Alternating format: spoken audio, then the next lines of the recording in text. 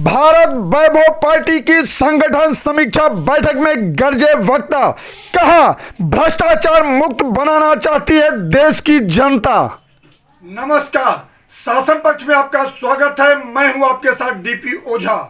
दक्षिणी दिल्ली के महिपालपुर स्थित प्रदेश कार्यालय में हुई संगठन समीक्षा बैठक में भ्रष्टाचार, बेरोजगारी, स्वास्थ्य, शिक्षा, सुरक्षा आदि विषयों पर गंभीरता से किया गया विचार विमर्श। वहीं आने वाले चुनाव में प्रत्याशियों के चयन को लेकर भी चर्चा का मुख्य केंद्र बिंदु रहा।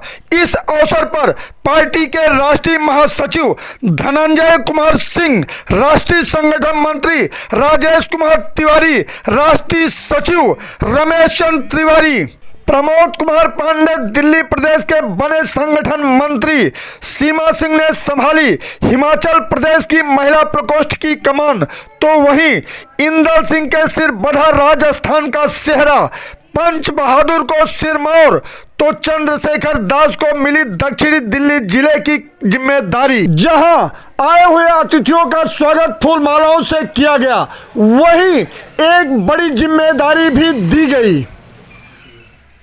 आज अगर हम बात करें तो आपको कहाँ आवश्यकता पड़ गई कि आप नई पार्टी बनाएं? समाज की समस्याएं जो है सॉल्व होने के बजाय बढ़ती जा रही है। युवाओं की समस्या अगर देखें तो बेरोजगारी चरम सीमा पे है। आम आदमी की बात करें तो महंगाई चरम सीमा पे है। शिक्षा की अगर बात करें तो शिक्षा की स्तर भी बहुत ज़्यादा निम्न होते जा रहा है। हमारी भारत वैभव पार्टी सिंगल एजुकेशन सिस्टम को सपोर्ट करती है और हमारी पार्टी अगर आती है सिस्टम में तो हम एकल एजुकेशन व्यवस्था कायम करेंगे। लेकिन बड़े बड़े वादे तो करते हैं, लेकिन जब जमीन पे लाने की बात होती है तब ये बन नहीं पाता। हर समस्याओं का जड़ शिक्षा है।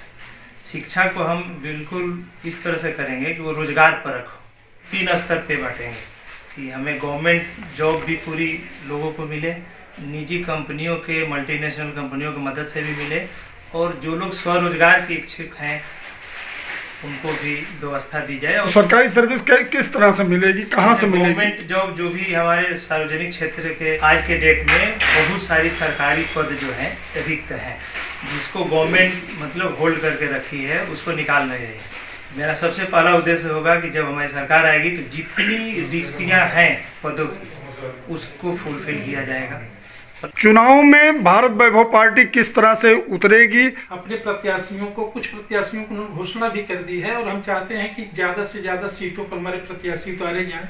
जैसे कि आप समझ सकते हैं कि हमारे देश में नई पार्टी होने के नाते अभी कुछ प्रत्याशी आ चुके हैं, कुछ आ रहे हैं, कुछ सिंबल अभी नहीं मिला, इसके इंतजार कर रहे हैं। फिर भी हम कोशिश कर रहे हैं कम से कम 250 सीट तक तो हम अपने चुनाव में प्रत्याशियों की घोषणा करवाएं।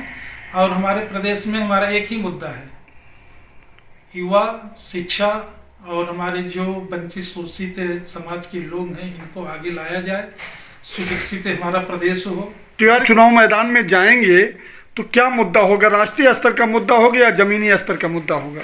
देखिए, हमारे यहाँ तो मुद्दा सबसे बड़ा ये है कि पूर्वांचल राज्य का पृथक पूर्वांचल राज्य का गठन हो।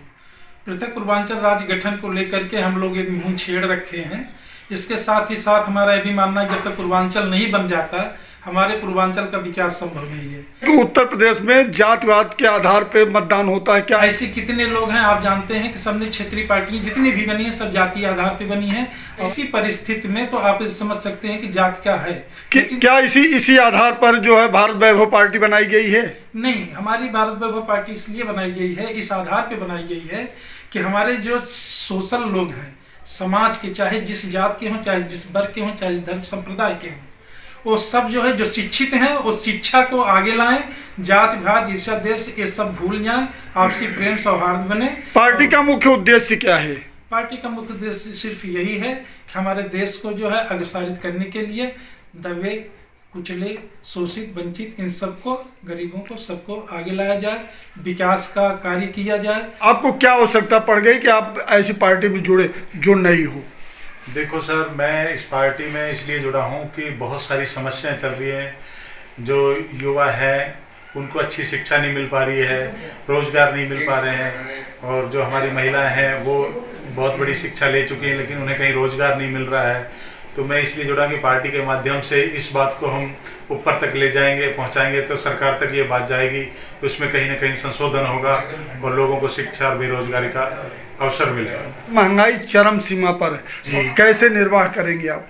बेरोजगार के लिए जैसे वहाँ कोई मतलब जैसे इंडस्ट्री वगैरह का जैसे प्रस्ताव रखेंगे, तो जैसे हाईवे वगैरह निकल रहे हैं तो वहाँ जिससे बेरोजगारी कुछ ख़त्म हो तो लोगों को रोजगार मिलेगा, तो महंगाई अपने आप कम होगी।